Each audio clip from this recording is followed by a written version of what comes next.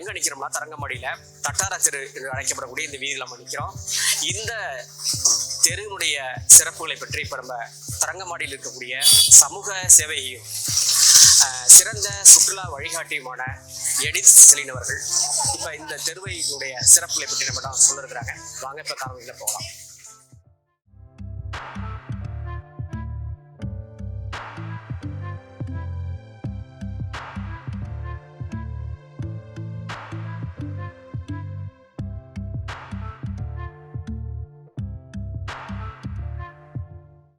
அனைவருக்கும் வணக்கங்க.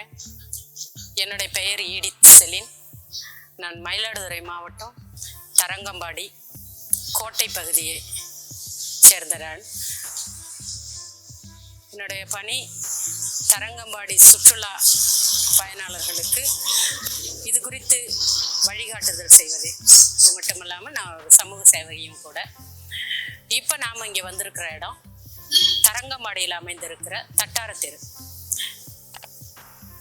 இந்த தமிழ் தடம் சேனலுக்கு என்னுடைய வாழ்த்துதலை முதலாவது தெரிவிச்சுக்கிறேன். உலகெங்கும் உள்ள தமிழ் தடம் சப்ஸ்கிரைபர் பார்வையாளர்கள் அனைவருக்கும் என்னுடைய வாழ்த்துதலை தெரிவித்துக்கிறேன். இப்போ இந்த தரங்கம்பாடியில் இந்த தட்டார தெரு ஒரு சிறப்பு வாய்ந்த தெரு. ஏன்னு கேட்டிங்கன்னா, தமிழ் வளர்க்க, தமிழ் வெளியில் கொண்டு வர்றதுக்கு ஒரு முக்கியமான இடம். அதாவது தமிழ் எழுத்துக்கள், அந்த எழுத்துக்களானது ஓலைச்சுவடிகளிலிருந்து தகடுகளில் தான் முதல் கொண்டு வரப்பட்டது. அந்த தங்க தகடுகளும் செப்பு தகடுகளும் உருவாக்கப்பட்ட இடம் தான் இந்த தட்டார தெரு. இந்த தெருவில் தான் இந்த தகடுகளிலிருந்து எழுத்துக்களை எழுத்தாணி கொண்டு எழுத ஆரம்பித்தாங்க. அப்போ அந்த எழுத்துக்கள் இங்கே எல்லாருக்கும் தமிழ் எழுத்துக்கள் மரபு மொழியான தமிழ் மொழியில மரபு எழுத்துக்களான தமிழ் எழுத்துக்கள்ல முதல் இந்த தங்க தகட்டுல செப்பு தகட்டுலையும் இது வெளியிடப்பட்டது.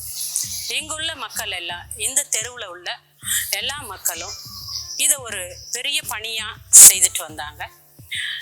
அது மட்டும் இல்லை, முதல் தரங்கம்பாடின்னு எடுத்துட்டா பிரிண்டிங் ப்ரெஸ்ஸை சொல்லுவாங்க.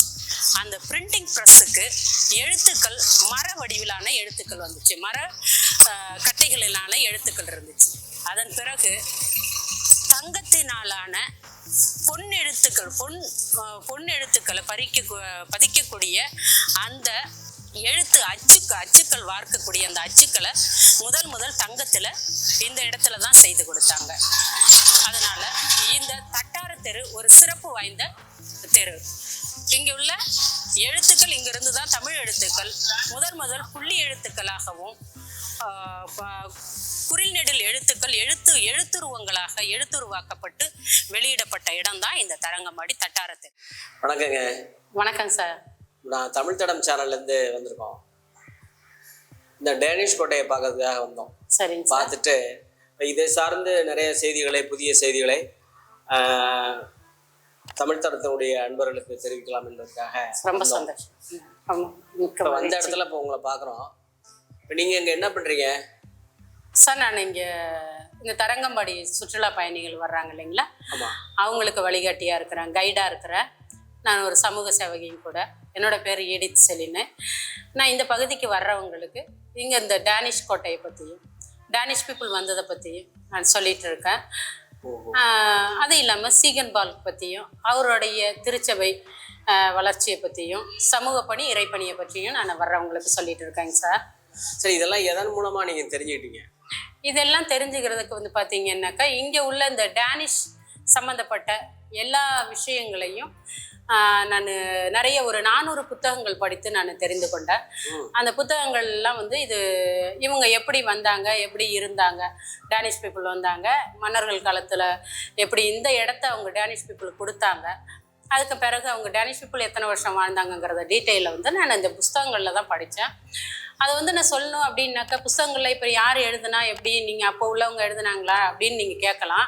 அப்படி கேட்டிங்கன்னா பார்த்தீங்கன்னா, இது மாதிரி புத்தகங்கள் இங்கே டேனிஷ் லாங்குவேஜில் இந்த புஸ்தகங்கள் இருக்குது. இது இங்கிலீஷ்லேயும் இந்த லாங்குவேஜ் டிரான்ஸ்லேஷன் பண்ணி வச்சுருக்குறாங்க. இதில் பார்த்தீங்கன்னா, இங்கே ஒருத்தர் இருக்கார் பார்த்தீங்களா, இவர் பேர் பீட்டர் ஆங்கர். இவர் ஒரு கவர்னர், இங்க இருந்த கவர்னர்கள்ல ஒரு 35 பேர் கவர்னர் இருந்தாங்க 225 வருஷம் டேனிஷ்குள்ள.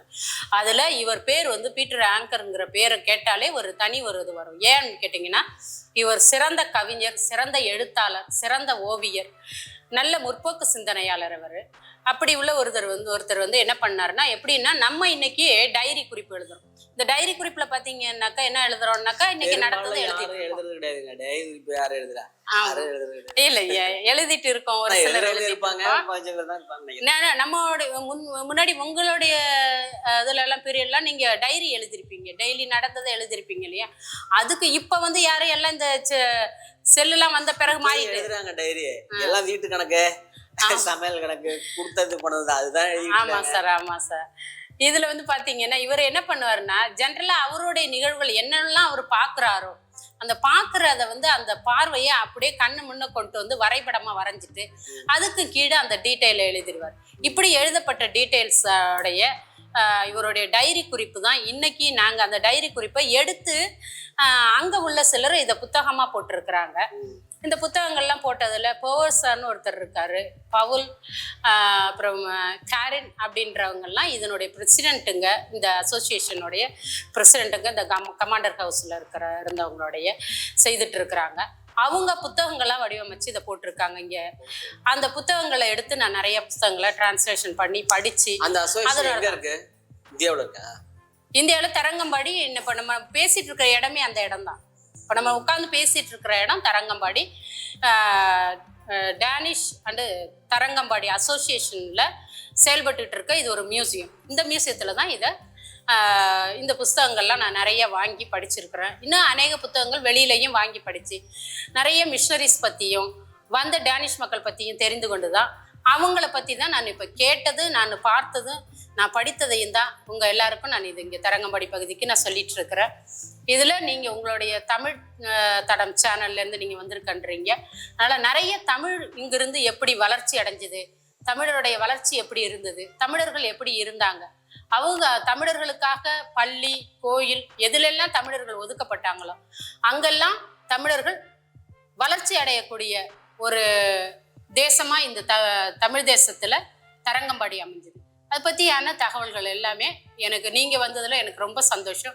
உங்க மூலமா நானும் அதை வெளிப்படுத்தணும்னு விரும்புறேன். ரொம்ப மகிழ்ச்சி. இப்ப இது தொடர்பாக இப்ப நீங்க நிறைய நூல்கள் படிச்சிருக்கீங்க, இங்கே இருக்கீங்க, இங்க வந்து வழிகாட்டியா இருக்கீங்க சுற்றுலா பயணிகளுக்கு. அதனால இது சார்ந்து நிறைய செய்திகளை தமிழ் தடம் அன்பர்களுக்கு நீங்க தெரிவித்தால் பயனுள்ளதா இருக்கும் என்று நான் நினைக்கிறேன். அவசியமா செய்யறேன். மகிழ்ச்சி, நன்றி. மகிழ்ச்சி, நன்றி.